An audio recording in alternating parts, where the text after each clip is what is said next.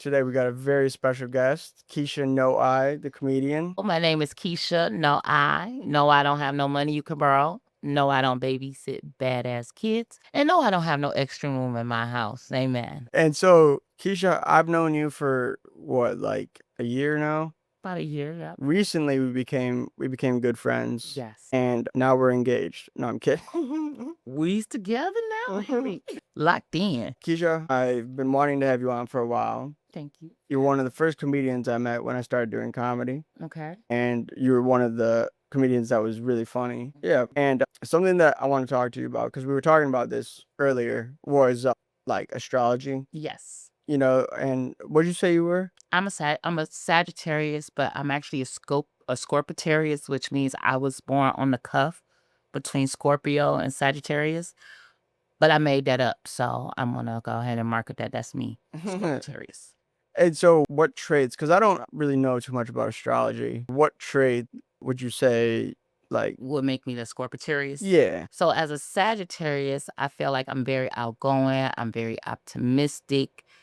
I could be very lazy at times. So it's like either one side of the spectrum or the other end. So you could either be a workaholic or you can be extremely lazy. I fell on the lazy creative side of all of this, which is cool with me. But the Scorpio part of it that I find is that I do have a mean streak in me, like a Scorpio, or I still could sting or I could still bite. But because of the Sagittarius in me, it's almost like Dr. Jekyll, Mr. Hyde, because the goodness in me or the optimism in me will be like, oh, it's not that bad. But that Scorpio on me, like, fuck that. We gotta get everybody back. We tear the whole room up if we got to. We'll deal with this shit later. I felt like you hated me when I first met you. I get that a lot from people because I don't play. Like, no, I do play, but I'm a feel you out type of person. So I'm very friendly. Hello, I speak. But am I that person that's gonna be running up to you like, oh my God, and sitting on the phone? That's not me, because I was raised by older parents that told you you get on people's nerves and you don't want to get on people's nerves. So I'm more, hey, how you doing? And if we talk, like how me and you kind of opened up and we started talking, then it was like, now you get to know me, and I'm not Right. like that. But if you come across me first, I'm shoulders back, head up. I'm every woman. You explained that perfectly because it's exactly how I felt. It felt like when I met you, I was like, hey, blah, blah, very nice. Mm-hmm. But then it was like, I could feel that you were feeling me out, Yes. Yes. I'm very trusting. I believe what people say until it shows that they're lying. So Right. I realized that about myself, and growing up in the hood, as they would say, Mac and Mount Elliott, with a lot of drug dealers, a lot of prostitutes and stuff. You couldn't be that friendly in the goddamn hood. Right. But that was my one thing about me. So that being nice. So I'm very nice. Nicety is what I would say. That's what you Nice. got, the nicety. So I'm nice and nasty because it protects me. And Right. like it's a protection thing, from growing up in the area that people will try to get over you because they drug addicts. So you gotta, Oh, yeah. baby, you could get this TV that don't work, and you be like, what I'm gonna do with this TV? And they be like, shit, you can hang your pictures on it. And me, I'm like, oh, well, I can help them. But yeah, so as an adult, I think that's just something that's a trained defense mechanism. Right. But I still want to help you because once I talk to you like me and you, Yeah. now we're friends, we're family. Oh, yeah. And you can't shut me up. Well, I mean, the funny thing you said about the like drug addicts and telling you about the TV, it's like all of a sudden they become interior design experts. They're like, well, you could do this with it. It's like, how do you know? True story. I was walking to my house. I was getting out of my car, walking into my house. And so this gentleman came up, and he was somebody in the neighborhood, and he was on drugs. And I grew up in the crack era, baby. Like, I was born in 76, so 80s, 90s was crack era. And it was in the late 90s. And I'm walking up to my front door to go in the house, and he comes up to me with one black Stacy Adams shoe. And he was like, and everything is $5 for crackheads. Like, that's the bargaining chip, the beginning price. Like, if I can get $5, I can go up or whatever, right? Right. So he's like, I got the shoe, and I'm walking into my house with somebody, my friend at the time, my guy best friend at the time. And so we're walking up, and he's trying to sell the shoe, and I'm entertaining, and I'm like, but what am I gonna do with one shoe? Yeah. And he goes, you can use it to nail stuff in the wall. You can use it as a fly squatter. And he was such a good salesperson. No, I didn't buy that shoe. Oh, wow. But it was the fact that he had one left shoe to sell. Like, Yeah. And he wasn't trying to sell it as a shoe. He was trying to sell it as a As utensil. a hammer, and he Yeah. said what he said, a squatter like to kill flies and shit with. I was like, this is creative. He could have did so many things with his life as a PA person, a PR person, salesman or something. Because who the fuck buys one shoe, sir? Well, I will say this, like, I've been to like Chicago. I got robbed there, but the homeless people in Detroit, I've noticed, seem more like friendly. They're Like, more southern. Do you think they out hustle Chicago beggars versus Detroit yeah, in Chicago, it's more. It felt more like just like business? yeah, like aggressive. Like, well, like do something, do something cool. In Maybe Detroit, they gonna make you feel like they your friends. They holding the door for you as you walk by. They give you a little give you a tour of the city. baby. They will give you an inspirational speech. It's crazy. Oh, you! I've been in my car crying one day, pulled up crying, and had went through an argument with somebody, and my feelings was hurt. And I guess he was coming over to beg for money, but when he saw how I was in my feelings, he was over there comforting me. What a guy. And never asked for any money. Like, and I'm like preparing myself for it. But the words that he said was so encouraging. It was like I called him an angel that day. Like, Wow. it was an angel because he gave me words that lifted me. He did tell me about my mustache, though. He said I like mustache, and that didn't make me feel good. But everything he said afterwards, I felt pretty good about it. So, And that's wild because I mean, if you think about it, homeless people, like, they're still humans. amen. You know what I mean? Like, they still have that. Everyone's different, but they still, can be empathetic and whatnot. Yes. But just we're so used to, having homeless people like asking for stuff. Coming with their hands out. And then I think Detroit homeless people or beggars are somewhat bougie.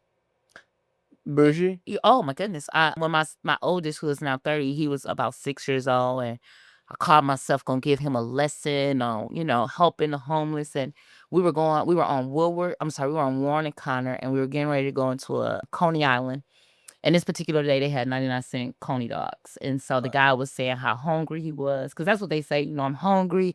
Do you can spare any change? And so, of course, I grew up in the hood, so I always felt like I'm not going to give you my money for drugs. But if you hungry like Jesus, I should feed you. And this is a lesson to teach my son, right? So we go in, we order food, and when we come out, I had bought this guy this chili dog. And I go to give it to him. And right in front of my 6-year-old son, he goes, I don't want that bullshit. The fuck you buy me that for? He cussed me so out cold.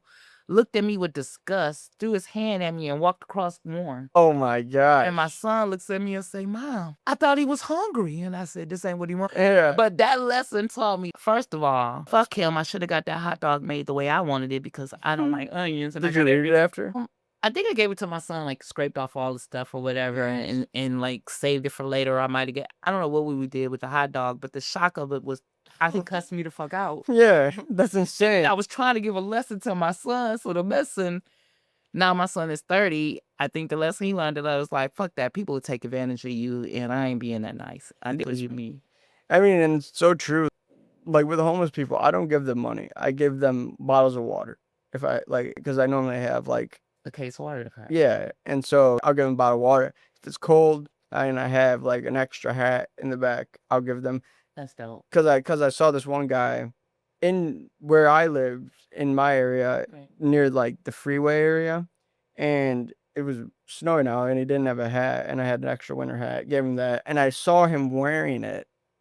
So it make you feel good. And maybe it was just like, okay, cool. Maybe it's the area that you go to that they're a little different, because even with the bougie part, I've had it now to where I haven't had change or anything I can give them out there, I don't give them food or anything anymore. That lesson, I don't buy anymore. But I have, to the point where I don't give men money. So let me put this out there first. So if it's a man begging up there for a little money, and I'm going to say the reason why, because in the beginning, it's like, as a child of God, you're supposed to help everybody. But I had this one gas station I would go to regularly, and it was a bum out there. And I felt like this guy, always beautiful lady, and he always gave encouraging words. So he was a really sweet. So I just felt like he really was down on his luck. And so I was working at a company called ACS, Associated Community Services, which was a collection. They didn't collect, they raised money.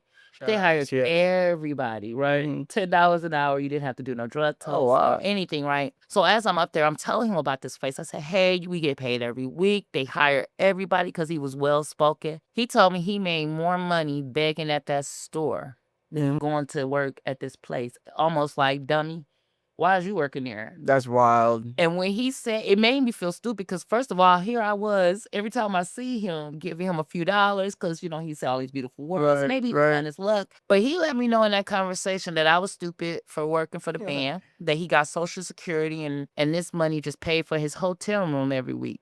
And he Oh, his wow. money up front. And for him and his girlfriend. And he had a girlfriend. That is a successful homeless man. So I don't give homeless men money because I feel like you can go out here and get a job. You can. Gets a woman, maybe. So did he have, or at ACS, did they provide health benefits? They did actually. So that, see, I feel like that's the main thing. Yes. You know, like if you were to get a job, like health benefits is such an important thing. Otherwise, whatever issues you have, you know, it sucks.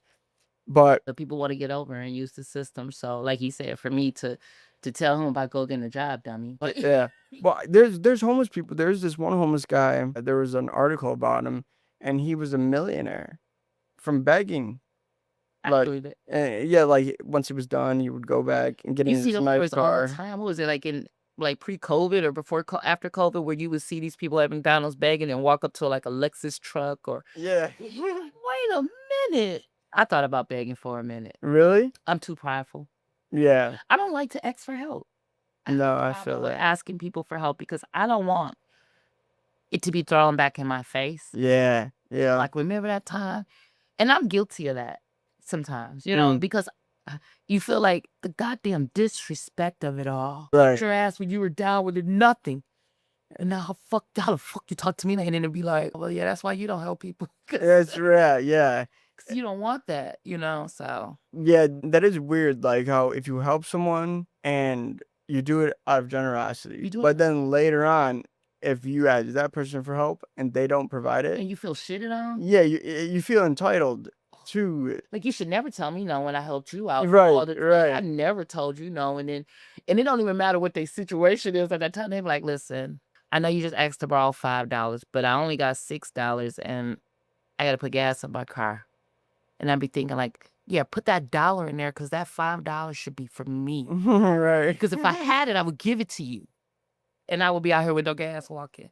I know what you mean. I've definitely felt that before, where it's like you help someone out and when you need help, they don't necessarily help or come to offer. And I was raised as I had older parents. So my dad was 50 when I was born. Okay. So I was taught that, you know, as a woman, if a man loves you, he's gonna take care of you. He's gonna see that you need something. So and you don't beg.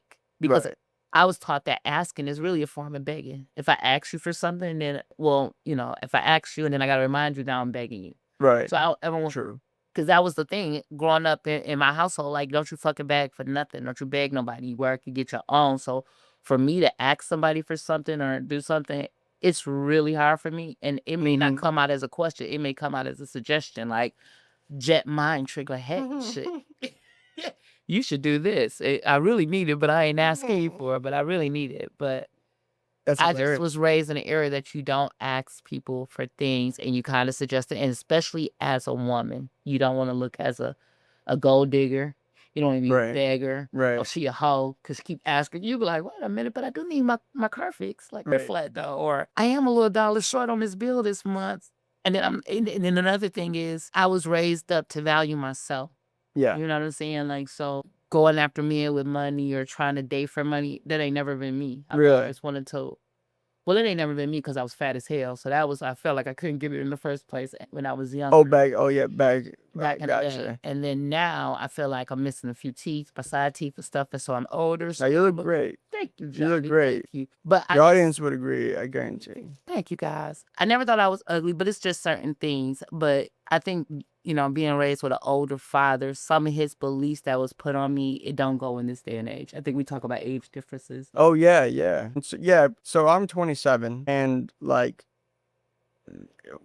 just now with technology and whatnot, you think of OnlyFans and you think of all of this, like all of this internet stuff where women can make money, by doing whatever. We're going to be running the world in a minute. They predict by 2030, 2032 that women will be like 2/3 of it was a breakdown of it. They had it on CNN News, and I was like, oh my God. Like, whereas 1/3 of the world women was like financially wealthy, like within the next few years, it's gonna be women. It's gonna be women. It was crazy too. I'm I hope to be on that train there, God. Lord Jesus, I'm trying. you'll get it. You'll get it. Okay, amen. Just keep hustling. You hear, Johnny? And it's crazy, like Jeff Bezos' ex-wife, he had an affair, and then she got half his money, and she became the richest woman in the world. Isn't that crazy? Look at Bill Gates' wife, right? Melinda Gates, yeah. When she heard about the Jeffrey Epstein stuff, she was like, yeah, he was always hanging out with him. She gave it up quick. Yeah. On up out of here, weirdo. Yeah. Later. He's a weird looking guy. Even like in our community, we look at Michael Jordan's wife. How she got it. We were like, hell yeah.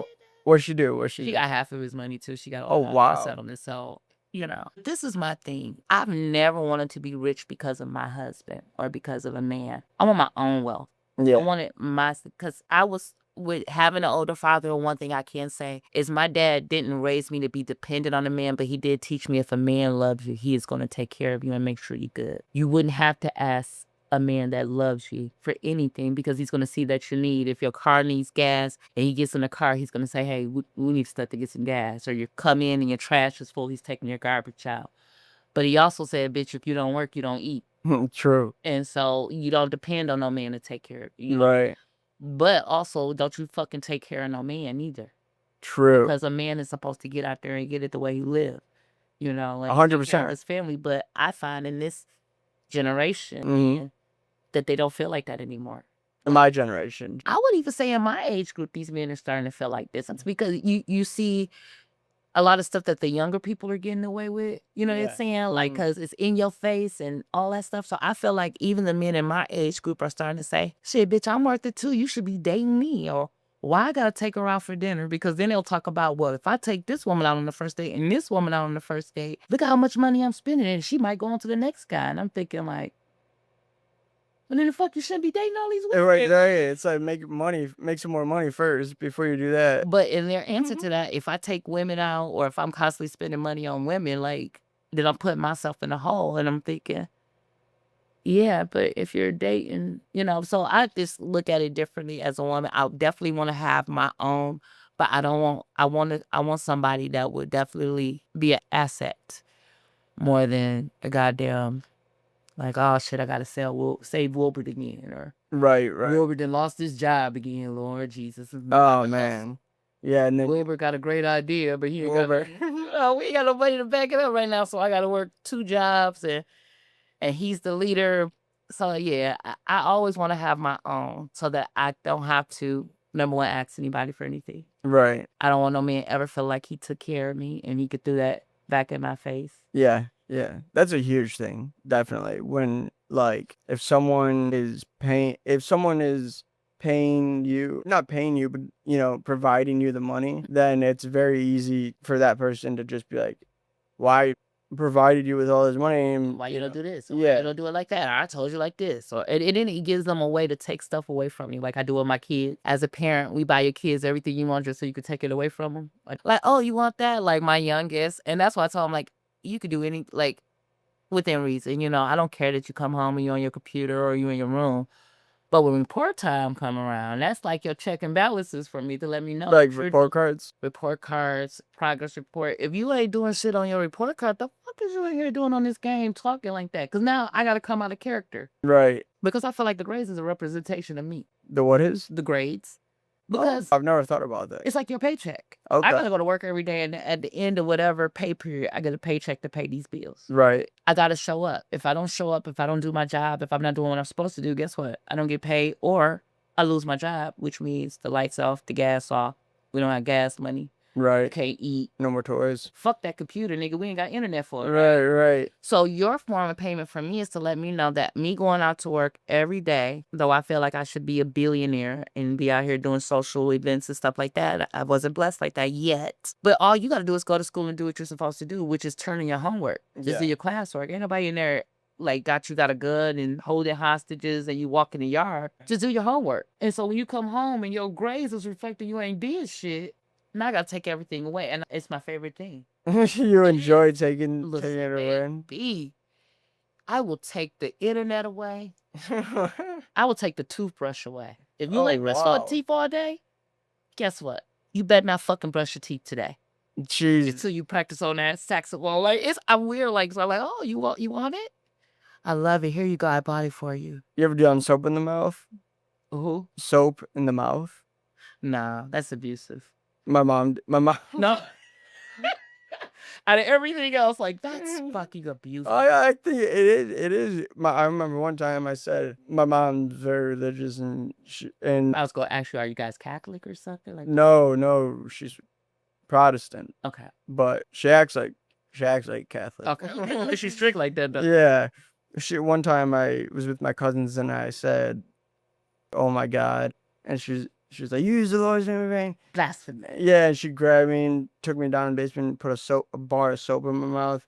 And I remember my aunt even being like, "Geez, that's a little far, Lynn." That's that's her middle name. Her first name is Roberta, but she they goes call her Lynn. Yeah, she goes by Lynn. And you know the only question I got about all this is really, what kind of soap was it?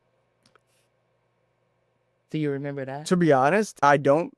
I don't think it was a bar soap. I think it was like because I'm thinking Coast or Iron Spring. It was a real punishment. Like if it was one of those soap, no. Don't ask me how I know if those was a real. Like you eating soap? No. What? No, I don't know. It was hand soap, which made it even like grosser. Like real fancy.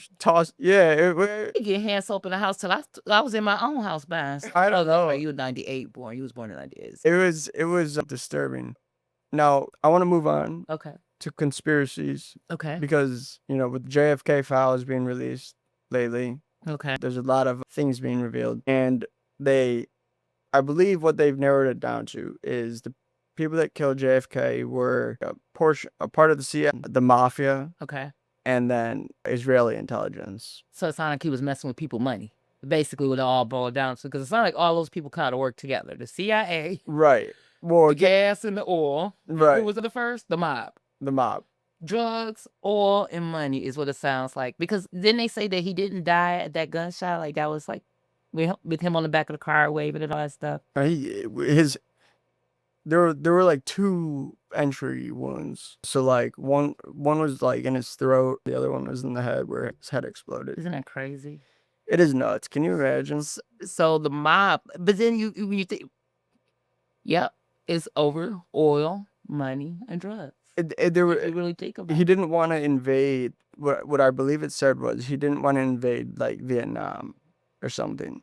And because what was the whole point of us invading? There was no it was the most useless war, but it made America money. Wars always make us money, and people don't realize that. Even with like Donald Trump now, all the money that like the stock market crashing the other day, and my son. My 14-year-old is so funny because when he comes and tell me stuff about life, I be looking at his ass like, boy, go sit your ass. You better do better. Did you turn your homework in? But he be saying, he be bringing up real stuff like, oh, my mom, the market crashed. And I'm thankful that I spoke to you because I had stopped investing like a couple of weeks ago and started just putting my money on hold. But, I'm like, this is just another way to make a lot of money. This is just. Shout out Roy's Investments. Amen. Oh, yeah. With these conspiracy things and the government and stuff, I think it's just like all the way to just get money. And war is going to be your biggest money maker today. Oh, 100%. In history, every time it's been a war, that's how they make money. That's how you get the most money. Because ain't nobody arguing over protecting. Like, we need to do everything we can to protect us. Like, who is against us? Nobody. But just in case they want to try us. What? True.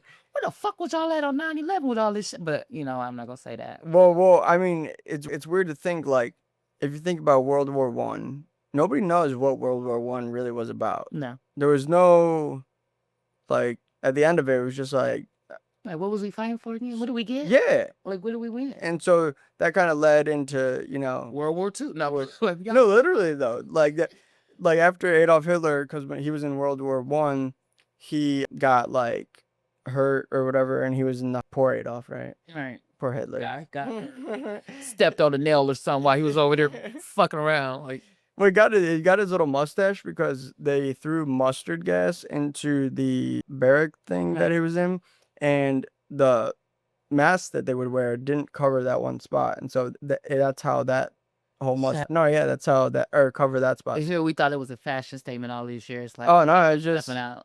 I mean, Like with these earrings, they're 2 different earrings, but they're both real gold, and I lost one of each. I would have never been able to. I would have never noticed.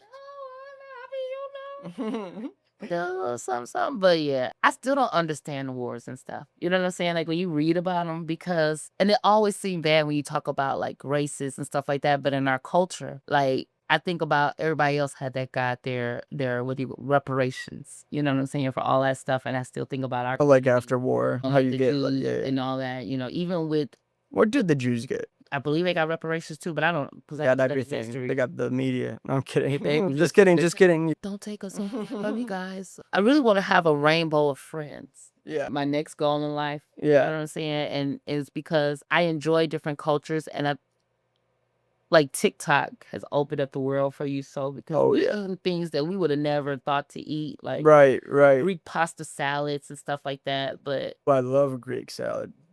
that little burn the oil, burn the butter with the little something, or the chocolate from Dubai, the Dubai chocolate that's going viral. I've never had that. Yeah, I went to the mall and they were selling it for like $7 a bar or $20 for the big bar because it's Dubai chocolate. How big is the bar? Like the big size candy, the $20 bar is like the big size king size bars that you buy at the store. At the grocery store. $20. $20, and it's pretty good. It's like this pistachio cream with like halo stuff, and it's all covered in chocolate. Okay. So it is pretty good. But is it worth something it? that we would have. The experience for me was worth it. The experience. Would you buy it again? Hey, I tasted it now. Like shit. No, No. I ain't gonna. I can just go on and give me a Nestle Crunch. Nestle Crunch is great. Nestle. Shout out to Nestle Crunch. Yeah. Yes, it ain't no Dubai chocolate. You know, I think people it's the fact that it's because Dubai. I would love to go to Dubai. Have you? I've never been to Dubai, but it looks fantastic. I know once I make it to Dubai, I'm wealthy. For real. And you ever seen that movie with Tom Cruise where the world's tallest building in Dubai? He does his own stunts, and there's this one thing where it was showing behind the scenes. That guy is insane. He had his things strapped down. Yeah. Later on, we found out, but yeah, you're right. Oh yeah, remember when he was jumping on Ellen's couch or whatever? Yes, Or because he was in love. Was it Oprah or was it Ellen? it might have been Oprah. I don't know. He was in love, but love will make you do that sometimes. That's how I feel about it. Really? Really? Something happened to you. Something happened to you. I'm in love. So this is interesting, Tom. We've never seen you behave this way before. I know. Have you ever felt this way before? I ain't jumping on nobody. It's just funny seeing Tom Cruise do that. He's one of those celebrities. He doesn't really do social media too much. If he does, it's definitely someone that's doing it for him. I always thought Scientology was weird, I was just gonna say that, yeah. but I mean, geez, it really worked out for him. So it makes me think like, I felt like he got once that whole conspiracy with Scientology and all that stuff with I think they hit the news. You haven't really seen Tom Cruise. Top Gun, Yeah, but like the promoting of it. Remember back in the day, it was like he was everywhere every time you Oh, yeah. But now it's like, okay, this movie that's it. All right, okay, let me go back in my shell. yeah. This is that. Okay, I got to do this for this. It's like it's work now, whereas before it was fun. And I think part of it, the embarrassment of his divorce or his public relationship, that woman he jumped in Really? because remember he was in love. He was in love with, I think her name was Katie Holmes or something like Oh, that. wow. So they were in love and got married, but then and then they had their daughter Siri or whatever. Siri. I'm killing names, baby. Oh, okay. Well, they had a daughter. I am a name killer. If anybody don't know that about me, I will say it confidently as if it was right. Well, that's good. But at one time, yep. So because they were in the news about the daughter wearing high heels. Little kids wear the little kitty heels. They was talking about how she always wanted. She was like 4 or 5 in her little kitty heels, so that was like the big thing. And then they went through their separation and divorce, and so that was public. So I feel like after all that stuff, he wasn't like this perfect picture anymore. Like, it wasn't, because she was saying things like, for her to be married to the guy, like the hottest guy and Just the man. Hollywood, and it became like, damn, if she could get the fuck, like, what's wrong with him? It's almost like Johnny Depp. Remember when he went Johnny involved- Depp, Amber Heard, Yeah. Will Smith, Jada Oh my Pinkett God. Smith. But I still love Will Smith. I love Will him. Smith. I can't even front. I'm not mad at him. And I don't compare people relationships to their, because your job is one thing. Right. And your private life is something different. And everybody always says like there's 3 sides to one story, which is true. And I would even go to say 4, Yeah. because it's your interpretation of something. 100%. Yeah. He wrote that book, Will, and in it he talks about this one scene or this one part of his life where he just started dating Jada. She was meeting his grandma for the first time. And apparently Will has like this thing where he knows exactly how long it takes people to get from one spot to another. So Right. he was timing it. And so he timed it, whatever movie it was that Jada has, where she has this notorious sex scene. And I don't know what movie that is, but he timed it perfectly. So when she got there, the movie was on, the grandma was watching, and then that sex scene came on. He wanted the grandma to see the sex? Yes. And then He say, so he goes on to say that to Jada, she was mad, but he was like, no, like, this is funny. This is a joke. We're going to remember this forever. Like, really you weird. want your grandma to see your wife on TV? It was almost, I feel like that was it was a subconscious way of him kind of shaming her. Like, I don't even care. Like, this is funny to me that you're like, Or like that, or like, I don't know. He's very, he's I a, wonder what sign he is. Not because we were talking about Australia either. I wonder what. oh yeah, that's true. He's a strange guy. Here, I can look that up right now. He had a girlfriend because he got famous from rap originally, right? Yes. His song is Parents Don't Understand. That was his big song.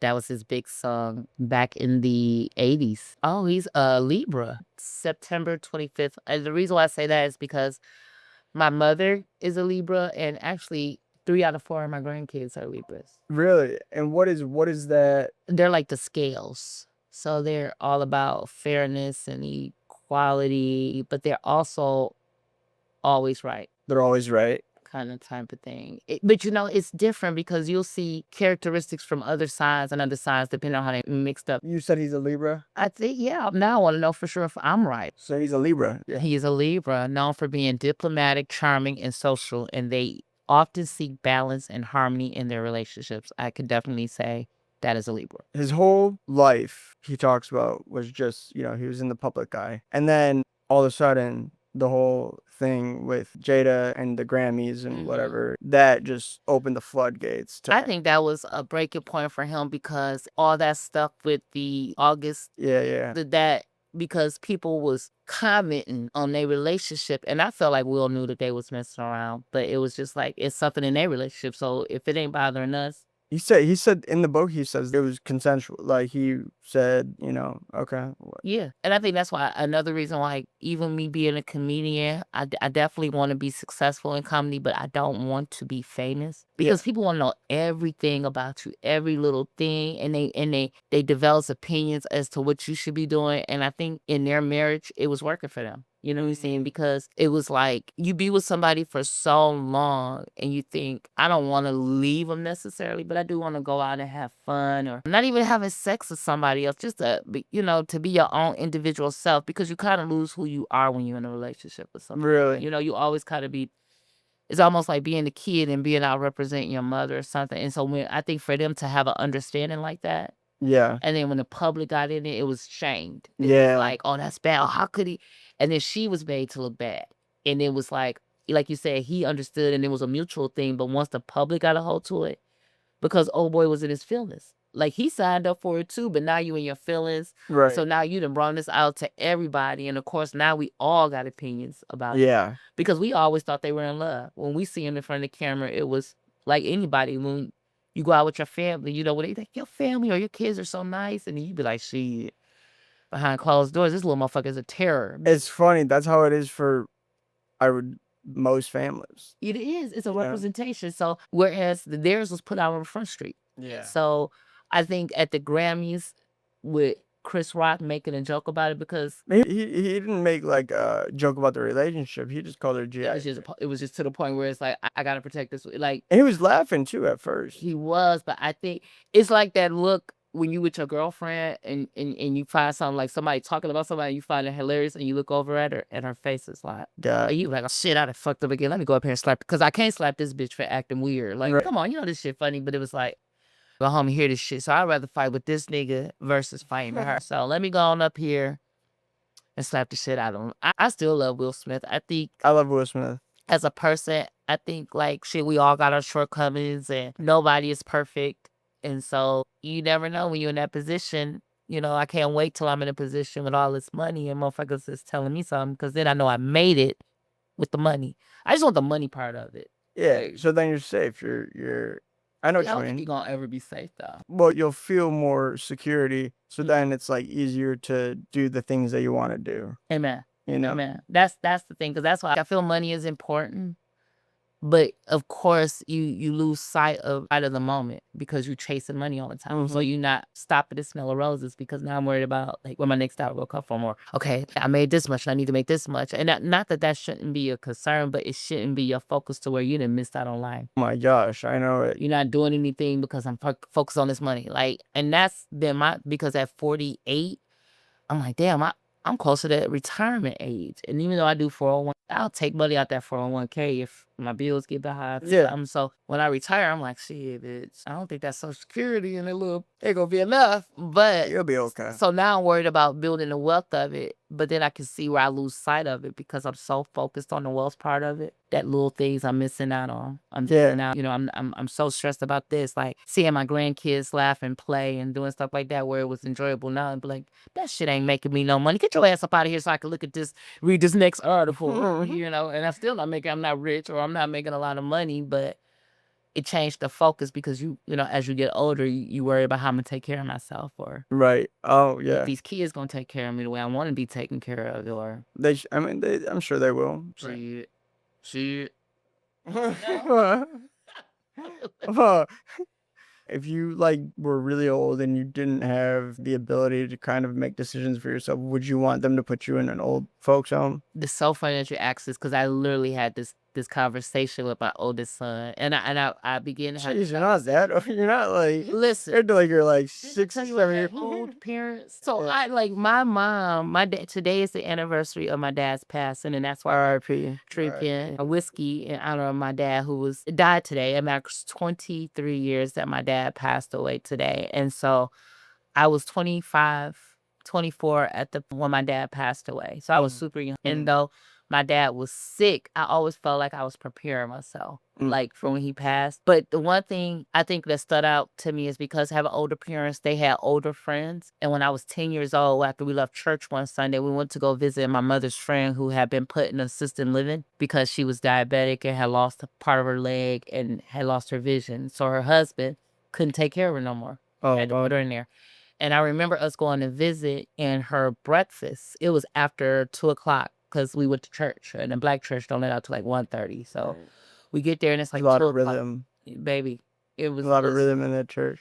between the donations, the whatever. It was the music, fun. depending on the church you go to, the music, we like you hear that boy like, oh, come on, Jesus. You It hear like, looks so fun. then you be in there sleeping, and if they cook Uh, chicken or something like that. So that was back in the day. These newer churches are not like the churches back when I was younger, but so you would get a piece of they would be frying wings that you could start smelling, and that's how you know service was almost over. Like, Oh, wow. get some chicken wings and some cake. But That's we awesome. went to go see my mother's friend who was blind, and so it was like she was a kid. She was scared to talk, and she was telling my mother that she was hungry and that she had not had breakfast yet. And I'm thinking as a little kid, like, why she ain't had breakfast? But she was whispering. Then my mom said, well, I'm gonna go get the nurse to let them know that, you know, this isn't right. You should be fed. And she was begging my mother not to go tell. And she explained it, that how mean they treated her, how they whooped her. And I remember being a little kid and I said, I would never put my parents assisted living, right? So fast forward,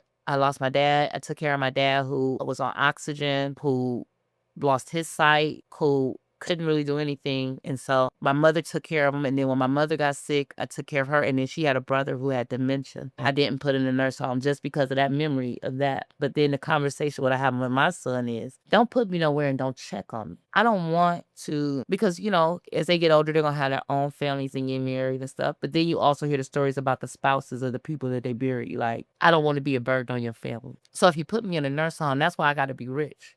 Right. Because I visited an assisted living where it was like better than where I was living at. Their break room, I mean, they was ordering prime ribs, and it was the apartments that they was living in. It was like, damn, this is nice. But the rent there was $10,000 a month. Oh, wow. Yeah. When they told me that, I was like, wait. This was out in Sterling Heights. I was like on 20-something miles. Sterling Heights, nice. Yeah, really nice. And so these were executives that lived here and people like city official people, family members that lived here. And so and I'm thinking, this is what I'm talking about, because they had the nurse staff, they came around and did activities. And I think we went on Halloween. So they had their doors decorated and it was best candy.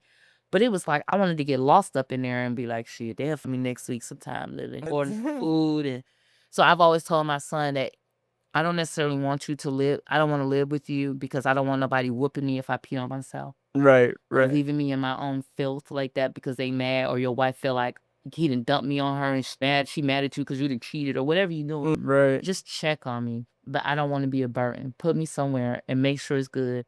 That's why I got to have the money. Yeah. And if you have the money, if you have enough money, you can just live in your home with a nurse there. True. But I really want to live in an assisted living because You want the community.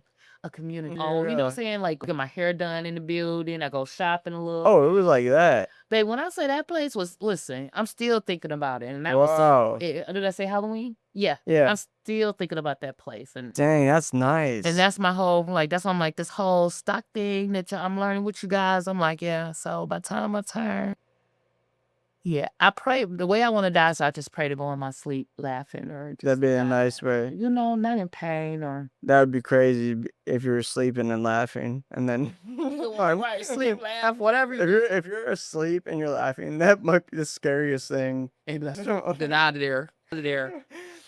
But I feel the same way about like certain hospitals. Mhm. Like there's this one, I'm blanking on the name. It's kind of near out in Commerce area, and they have like, it's so cool. You go in, they have like a street sign, like, and it's like a brick pathway inside. They have Starbucks, gift shops. Okay. It's just like, geez, this is so nice. Like, Yeah, it's like, is this a hospital? yeah. Is this the airport? I would when I worked for FedEx, I would go there, and then I would like deliberately like Chill out. kind of chill. Explore. Like, I wonder if they hire them. Yeah, literally, I would think that, like, I wonder if they're hiring. That's But not that, I'm not a nurse or anything. But it's so many jobs in the hospital that you can get. I worked at Starbucks. Really? It's one of my favorite jobs in the whole wide world.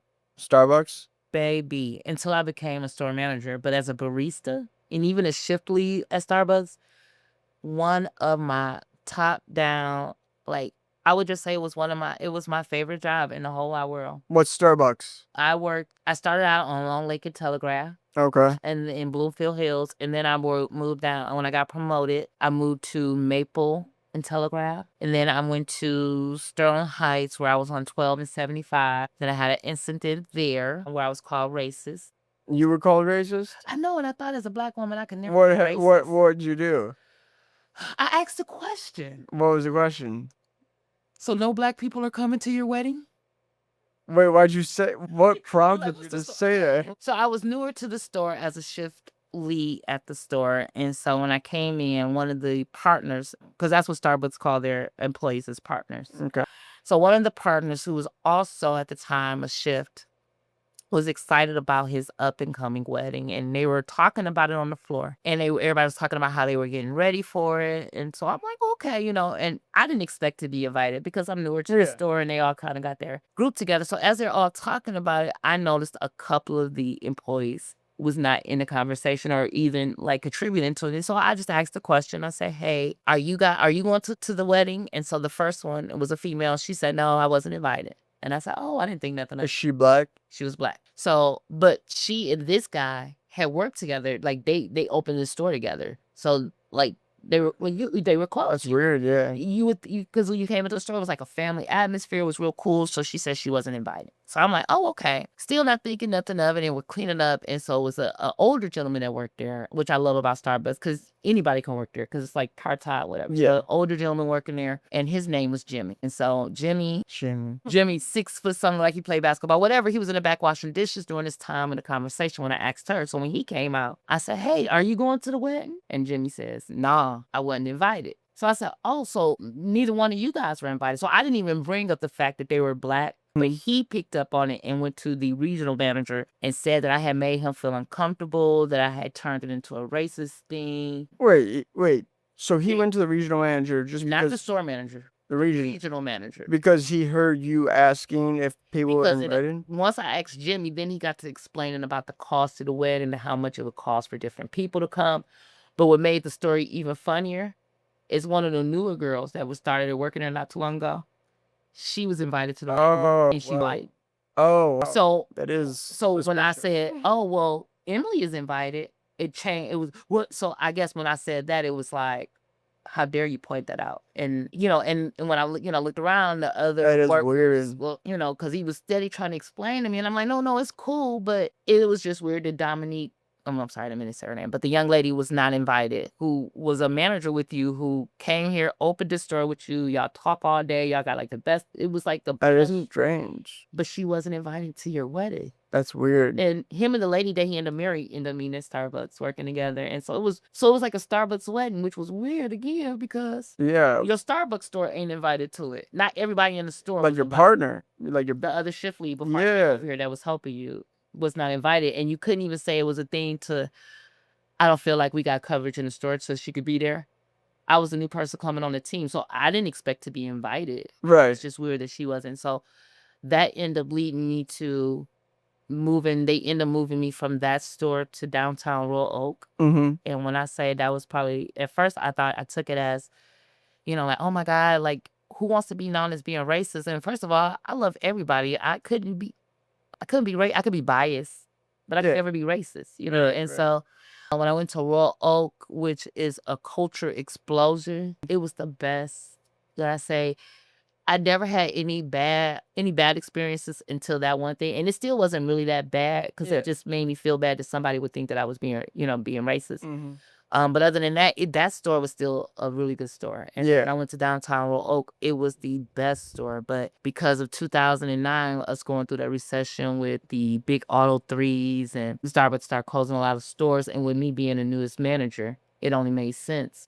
Well, I took time off too in the hardest time of the store. Listen, one thing about a Sagittarius, you ain't gonna stress me out, baby. I will shut down and leave it all alone and don't give a shit what's going on. And I did that because it felt unfair when we was going through that. As a part of business, I get it. A lot of times they were hiring part-time employees. So with me being a manager, I was salary.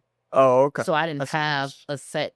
Yeah, but if you open the store in the morning and somebody can't come in, that means I'm here from 5 o'clock in the morning till 9 o'clock at night. Oh, And I'm salary. damn, So it ain't no that sucks. overtime. And then it was tips that they got. But once you became salary, I didn't get tips anymore. And in the relationships that you build with people when you're a barista and you're making their drinks, I'm worried about the paperwork in the back. I'm worried about payroll, schedule. So it took the fun out of it for me, and my eye would be jumping. And then during this recession, they started cutting people hours because the store wasn't doing well, which makes sense in business. But you got people like, how am I gonna make it this week? Like, y'all got my hours, and I was working all these hours, and so it got to the point where I was like, well, if I go on vacation in the midst of all this craziness, they got to give people hours.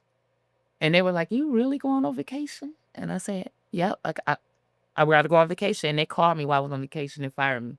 They did me like Craig. Oh, right? wow. That's Yeah, they crazy. Yeah, they was like literally, we can't believe you took a vacation during this time, but we're going in a different direction, and yeah, you're not part of that direction. Oh, wow. But I did get severance pay. That's nice. I got unemployment, and the stocks that they gave me, I was able to live off for. So Yeah. has been, like I said, to this day, I still want to go back and work part-time as a barista, as a second job. That'd be cool.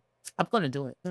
You should. That's a great idea. I always think about having like a job. I don't know why, but I like doing like physical labor. So I would to work at like Home Depot or Shit, like part-time. yeah, part time. Just there's something about the smell of Home Depot, fresh wood, and just sometimes they got that hot dog cart. Ooh. You know, You're like, I go right on my break and get a hot dog. It's the best of both worlds. Oh, it'd be great. That's wild. I didn't know you worked at Starbucks. I went to Toys R Us. I quit Starbucks and went to Toys R Us. Really?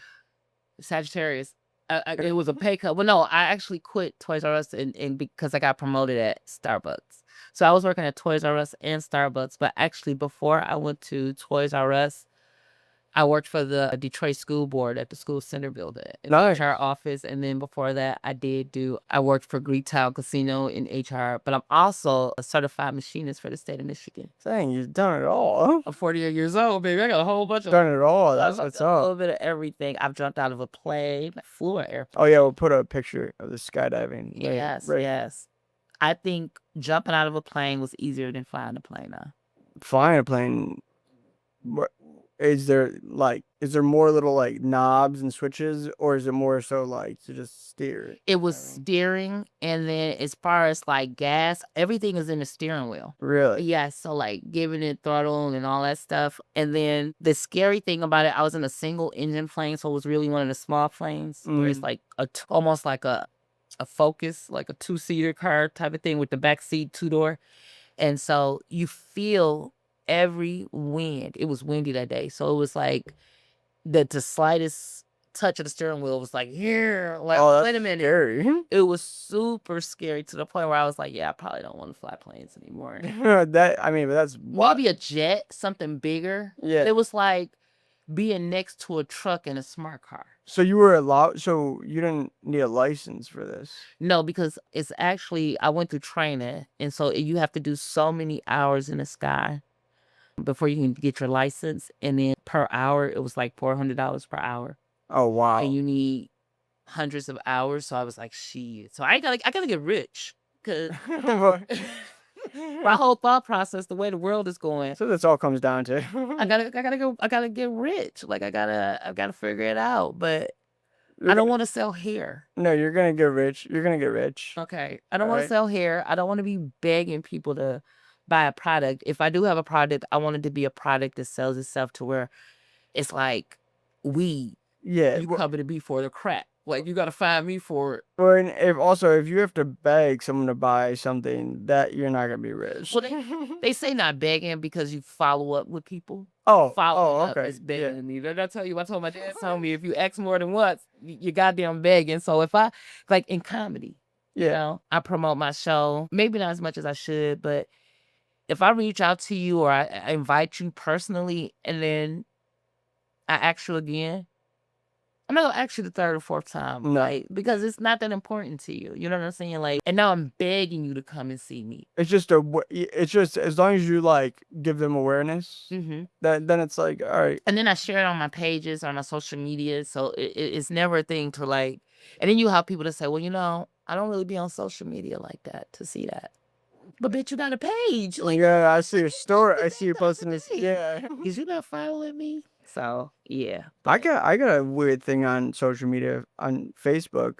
I keep getting tagged in these people's like before and after pictures, and they keep showing up on my page. And every day I have to go and remove. The tag. Yeah, Like, I don't give a fuck about how you look before. Is it like the weight loss things? something like it's You weight gotta loss. find out who the person is that's tagging you in it and just unfollow them because I hated that. And you had that happen to you? Oh my god, you'd be like, and take this, and then they show the cartoon version of the stuff going in their stomach and it's slimming up. Like, who the fuck is putting this on here? So I just unfriend them or unfollow them. That's what I've been doing. But there's like 50 people in it, so each time it happens, I like go. I'm like, all right. Or unfollow them if you don't want your numbers to go down on your, you know, like, oh, this looks nice. Oh, right. Like, you know, I'm just gonna unfollow you. I don't want to see this shit on my page, but you can still see me. I'm bad at Facebook. That's like because I hadn't had the Facebook in a long time until I got into comedy. It's not Realized easy work. that's where all the comedy is. Like, All the comedians, because we're older. If you Yeah. notice it, if you think about it, like a lot of the older comedians are on Facebook and we do Instagram, but if you think about it's not as recent. Like for my Instagram account, it's tagged into my personal page. So if I do tag on my personal page, Mhm. it will go on Instagram. But that's just something that I just done probably within the last 2 years. Yeah. So when you share something on Instagram, it goes to Facebook as well, or vice versa. I mean, mostly it's Facebook for me because I don't really be on Instagram like that. Gotcha. So it'll be shared, and I'm like, who saw this? It'll tell me who liked it on Instagram. I'm like, that's why I do share it to Instagram. But we got to do this. We got to, before we end this, I want to say, you can find Keisha No I, Yes. and this will be in the description as well. But what is your handle? So I'm Keisha No, the comedian on Facebook. On Instagram, it's Keisha_No, and it's NO_IEYE because somebody had took the other name. And then also on TikTok, Keisha No I, as well as YouTube. Is Keisha No I. I haven't been doing real good with that. I don't have. That's all good. We'll get you all I set. got like 2 videos on there, and one of them me singing Megan Thee Stallion, and the other one is probably like a motivational thing. It has nothing to do with comedy, but I got to get better with it. Well, that's great. I mean, and then she's got a website coming out soon. Yes. It's gonna be great, and well, that will have any clips, videos, maybe even from this podcast. Nice little clip, and then stand up as well. She's a phenomenal stand-up comedian. Thank you. So you guys got to make sure you check her out. And with that being said, we'll definitely have her back on because we're just here at the J-Rock Pod, we take things slow. So we're just Right. we're building up, and the next time she comes on, we'll get much deeper into some certain subjects. Yes. Like comedy doesn't pay well right now. I started out 371 pounds, and look at me now. I'm starving out here. Shit. Oh yeah, that's me. that's Let's go. insane. Yeah, Like, book me. she went through one of the craziest weight loss journeys ever. Yeah. Like I would have never guessed when I first met her. I would have never guessed at one point in her life she weighed how much? I think the highest that I remember was 371 pounds. I might have been bigger. That's when I weighed myself that one time, and I was like, fuck this shit. Who needs this in their life?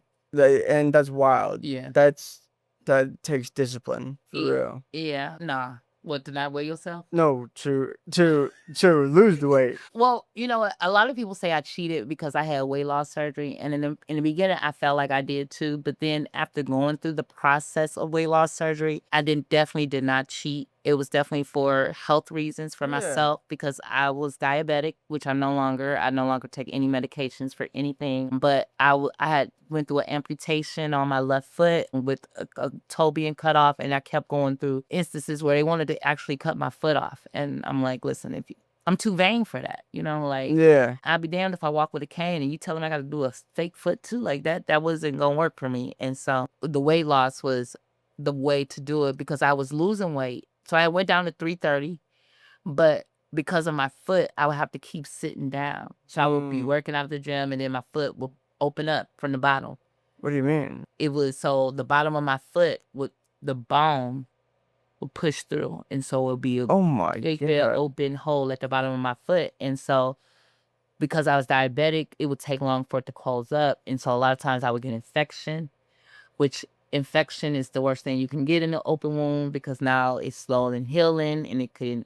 So I was going through a lot of that mental, like I went through a depression. So it got amputated in 2013, but I went through a very bad depression. I really didn't want to leave and then live in the day that I literally had decided that I was going to end my life. My mother came to me, and my mother has been dead since 2004, but this had to be 2016, and it was her birthday, September 30th. I went to go get my hair done because the vain me didn't want my family to find me dead with my hair being nappy. Oh wow! Ain't that crazy? But yeah. In the beauty salon, it got quiet. It got real still, and my beautician started talking, and the things that she was saying was things that my mother would say to me that she had never met my mother. My mother had been dead all these years, and then even to the point when I closed my eyes, I heard my mother. Her voice was completely gone. It was my mother speaking to me. And from that day to this day, I haven't been on any type of medications for depression, anxiety. I'm able to maintain it with marijuana. Not that I'm promoting marijuana. That's what's up. No, marijuana is great. It helps a lot, but it also, so I went through that, and then I lost the weight. I had surgery, but the mental part of the surgery was the hardest part for me because I can't eat away my feelings. Right. Eat everything. You eat when you're happy. You eat when you celebrate. You eat when you're sad. You eat when you're bored. You eat when you're hungry. You just eat. And then everything in our society is about food. Everything you look at is about food. I don't care what's going on. And so I didn't have that anymore because as soon as after I had surgery, I couldn't drink more than 4 ounces of it. I couldn't have more than 4 ounces of anything. Wow. So I would literally be there crying because I would be so thirsty. But because the way how full I was, that full that you get where you be like, I'm about to damn near throw up, it would be that bad. And so I couldn't eat. So I literally starved myself, I felt like, that first year because I went through losing hair, where I was known for having really long hair, beautiful hair all my life. And then it would be to the point like, I wish I had never done this shit. I wish I had never did this weight loss surgery. I shouldn't have did this because I'm hungry, but I can't eat. I'm sad. And then I lost a lot of relationships because I felt like a lot of the stuff that I dealt with as a fat person, I wouldn't deal with now because I love myself more. So Makes sense. you're not keeping your word with me, I would find a reason why you didn't, or I would that's okay. Like my guy best friend, me and him, we were friends, and it felt like every time he called me for anything, I was there. And so I think the last thing, and it wasn't a bad thing, but I did a show in Toledo in November, and it was like my second year doing comedy. And so he never came to my shows, but then when I posted about this, he made a point to tell me that he was going to be there. Yeah. I'm going to be there. Like, you ain't got to worry about it. I'm going to be there. And I said, don't tell me you're going to be there if you're not going to be there. Yeah. Right? Like, you just, Did you say that? So, You said that to him? yes. Okay. I said, because, I really want you to be there. He said, no, I'm going to be there. I'm going to be there. I'm going to be there. I said, okay. He didn't come. Oh, man. He did not show up. And that broke my heart to the point I have not, like, I stopped talking to him. And then I had a anniversary show, and he sent flowers there from another friend, apologizing. But it was just like, I forgive you, but this is it's gonna always be like this. Yeah. It's because people get in the habit of treating you the way that you've allowed them to treat you. So when you try to act different, True. then they be like, well, why you acting like you've always accepted me not showing up for you, or you always been the person to pay for everything, and I've always been the person to show up. If you invite me, I'm gonna show up. Yeah. I know how important that is. It feels special when you tell, but I feel like I didn't get that with people. I can invite you and everybody be busy. Like, you know what, Keisha, this came up, but for me, even if I show up late, I showed up for you. Right. And so now I find myself that in the beginning I was super sad about it, and I'm like, I'm so lonely. But I feel like God is transitioning me into something so great. And with me being wealthy, some of these motherfuckers can't never come back and, like, no, they ain't motherfuckers. But I'll be able to, I can be in the blessing business, and I won't be feeling obligated to help unless it's me. Because you know how you be like, when I get rich, I'm going to take my best friends and I'm going to do this. And I'm like, That's what they all say. it's just me. Yeah. I don't have to worry about that. You know what I'm saying? Right. And I don't mind paying for what I want. I don't mind paying for it. And I don't mind paying people for what they deserve. And I don't mind showing up for people. But I don't want to feel obligated anymore for that. And this new part of my life. And weight loss did that for me. Like, you can have a voice. My daddy was wrong. You don't have to be quiet, bitch, and agree with everybody just to be nice. Oh, yeah. So would you say you gained a lot more confidence? Absolutely. Like, noticeably, you were just like, whoa, like. Yes. I would say, and it's weird because people that knew me when I was big, they always thought I was confident then. But I always believed in fake it till you make it. Kind of like how when you first met me, I pushed my shoulders back and lift my head up. Yeah. But in my mind, I might be scared than a motherfucker. Like, oh my God, they're judging me. But on the outside, because of that vain part of me, it's not to let me understand. You said to me, you were like, what you doing here, white boy? No, I'm kidding. Sir, oh my. No, and that's why he probably got me from that story. Like, oh, poor. But yeah. I love comedy though. Comedy was a way for me to get out my own head because I was with me going through all that stuff on my foot. Because I was still in that boot at the time when I started doing comedy. Where my foot would open up all the time. And so you get to a point where people always came up to me and be like, oh my God, you still in that boot? You don't gotta wear that shoe. And it was getting on your guy. And I was like, people is rude as hell. Yeah. So my first joke when I first started doing comedy, my joke would be like, hey, Keisha, no, I don't, whatever. And then it would be like, and know that I just won first place in the ass kicking contest. Hits the boot, right? And that would be my opener. Right. And so now I don't have that opener. Yeah, because you don't have that boot. Yes. And then it switched to being kicked out of restaurants. And then I realized now that I'm like 2 years into my weight loss, like I don't associate with all the fat stuff anymore. And that'd be hard for me because in the beginning when I first started losing weight, people used to be like, you're not that big no more. So when I would hear people talk about big people, I'd be like, wait a minute. I would be so defended. Right. Why you so mad? I'm like, because I'm fat. And they're like, no, you're not. Or when I go shopping. Oh, that is, yeah. Because I'm like, shit. And like Monique used to say, like, fuck you skinny bitches. And then they'd be like, hey, girl, what you think you is? I'm like, I'm not skinny. They like, but I did get super skinny. That's what happened to Lizzo. Lizzo, when she started losing weight, a bunch of her, bigger fans came after her and were like mad at her for. like, bitch, I just want to live. I promise you, it's nothing against big girls. And I love the confidence of big women. Now, when I say Yeah. love the confidence of big girls wearing crop tops, I'd be like, hell, I still be pulling my shirt down like, wait a minute, they can see my little roll right there. Let me pull this down. You're not But fat at all. even the girl, the Moss, the one with the Lyft driver, Oh yeah, yes. I followed her way before she became this big thing. Like, I feel like I've been following her like Really? when I say love her confidence, love her confidence, and then with this Lyft thing, my heart went out to her, but it just showed how much stronger she was, and I'm so impressed with her response. Like, she, you know what I'm saying? Because certain things, like, it was hurting my feelings to see certain things or to hear people judge or to say, she knew she couldn't get in that car, and it's like, the fuck y'all think they build cars for? Right. People right. have a dresser, a bed, a goddamn house on the back of a car. Yeah. Like, that shit. He would have been fine, the guy driving. It wasn't like she was solid rock. That's the other thing about it. Like, she was the big stone. right, like all she could carry in a car that flip up in the front. And it made me think to a story. I had a cousin who was very big guy, very big guy. And at this time I was over almost 400 pounds. My spouse is almost 300 pounds. And my son, my youngest son at the time, is damn near 200 pounds, right? So just with us three in the car, we had 1,000 pounds, and we was in a Chrysler 200. Wow. So, right? Yeah. So we're at the gas station, and my cousin is waiting on the bus. And he, like I say, he's a big guy, like 700, like big guy. And so I didn't see 700. I want to say 700 pounds. He may not. How tall? He might be he's like 5.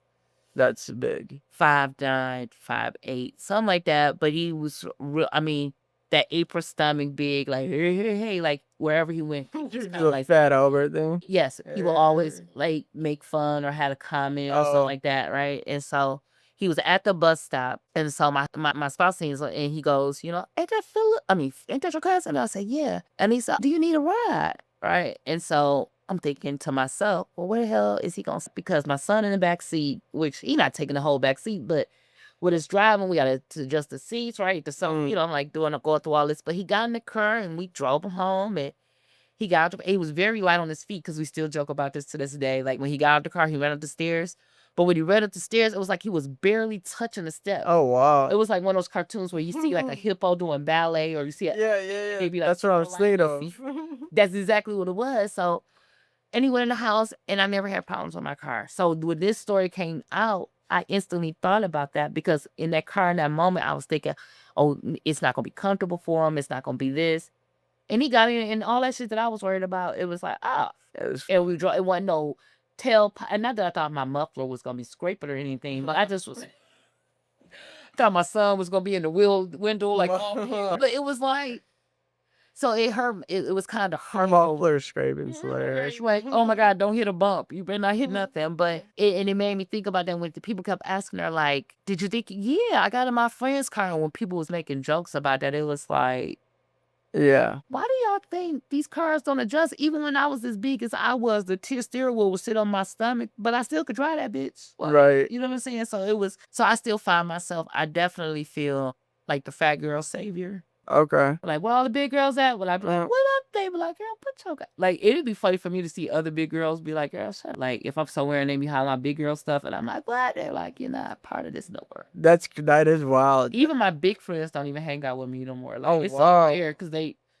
everybody go out to eat, so they the like, foodies. Bitch don't want to go out to eat no more because I'm all like, they see videos of me in the gym and shit. Yeah. Like, I was gonna say you're at the gym too, like, so even with the surgery, it's not like you can get surgery, but it's one thing to get surgery and then that's it. It's another thing to get surgery and then truly try to like get fit, like and I see your stories. You're in the gym all the time, so yeah, I try. Listen, and I haven't been, and then that is like so instead of eating now, and I had to even slow down from the gym.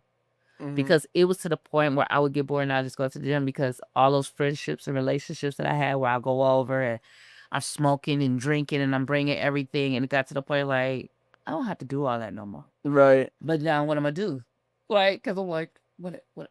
Oh, I know what I can do. I can go to the It is gym. nice going to the gym though. After I've been addicted to the gym because I've had addiction problems before, and when you like the cool thing about the gym and like with like any addiction is like the reason the gym is so satisfying is because it's like you can see, say you've been working out 3 days in a row, you can look in the mirror and see results Oh my God. immediately. Yes, I've seen that too. I'm like, oh my God, my stomach is punctured out a little bit, and I'm like, bitch, you ain't been to the gym in a couple of days. Let me get back to the gym. And I love the gym because I get a massage or that total Oh, body nice. enhancement. So I really go for the massage. Like that is my treat. I don't care.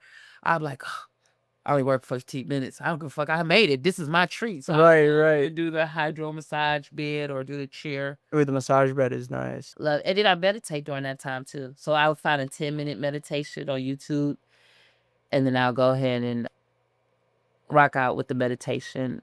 And then, or I listen to books at the gym now too. Yeah. I listen to books on audio. All that, like that's my part. Like I'm learning, I'm working out, so it's like I'm working my body and my brain at the same time, like double whammy. Like you doing it. That's the best thing to do. Mm-hmm. I listen to comedy podcasts in the gym. Sometimes I'll put on some like I music. find it hard to listen to comedy. People always say, "Or do you study comedy?" And I'm thinking, I don't watch not stand-up comedy podcasts. it's a difference. Oh, the biggest difference. I used to listen to the Kevin Hart radio because I used to like Earthquake House or Quake House. I used to like that because all that stuff they talking about. You like Brilliant Idiots with Charlamagne the God and Andrew Schultz. I think so too because I like That's a- Charlamagne on oh. radio. So to have him be in his own space where he could be himself. Oh, it's not the censored. funniest thing. He adopts white boy humor in a way, Okay. like joking about gay.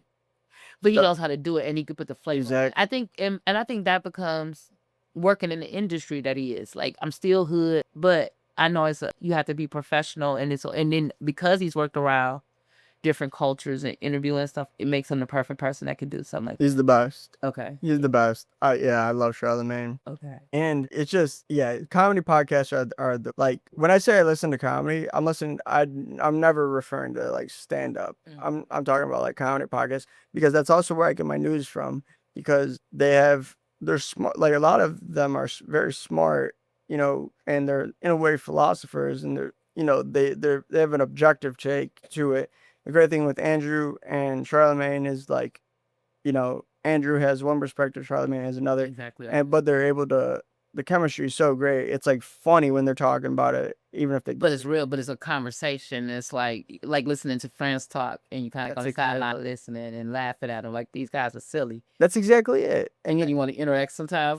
Like, and what about? And you're like, no, they can't hear me. You gotta be careful about becoming someone in the comment section. You don't want to be a commenter like a troll person. You want to so funny? I hate texting. Yeah, what? I hate texting. I hate like that whole typing, like comment and stuff. So I rarely comment on people's stuff just because I hate texting. Like, I agree. it's the intention and how you say things for me. And I think that's what come with being older. Like everybody texts now. And I'm that person. And you notice with you, me and you, if you text me sometimes, it's just too much to say. Let me just call them and say this real quick because I'm like, No, I like that though. but I'll back up. You don't know how many times I done deleted the message because they don't even sound right.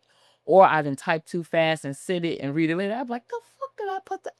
Oh I yeah. didn't mean to say dummy. I meant to say, listen here, you big dummy. Oh, so that's why I don't really comment on people's stuff, or I don't want it to sound cheesy. I know that. Yes, exactly. Like commenting on stuff, it's so hard not to sound cheesy. And then I also like with emojis, you got to be careful. I mean, listen, I'll send you an emoji before I see it, and you probably get these too. I'll send you them. I love emojis. Like, oh, the hearts around the That's face. good for a woman though. For a man, like if you're using too many emojis, it's like, whoa. Like, what the hell is wrong with you, bro? Yeah, what's going on? Kid, bro. What's going on, dude? Why you keep texting? Like, I don't love you. Yeah, you're right. You're right. I can get away with it. You can for sure get away with it. Guys, with that being said, my phone is about to die. I believe it's on 5%. And this has been a great. This was fun. This is always fun. Well, we've been at it for an hour and 22 minutes. We started off 30 minutes. I know. I talked too much. No. This is perfect because we're going to trim it down. And we're going to have little spots. Yeah, and then we'll have the clips, and then we can put that on the website as well. I love it. Thank you, Johnny. Absolutely. J-Rod, excuse me. Johnny, J-Rod, whatever you guys want to call me, it doesn't matter. Hell yeah, J-Rod Pod, guys. Thank you for listening. And then any links to Keisha No I's, the comedian stuff, will be in the description below. All right. Thanks, guys.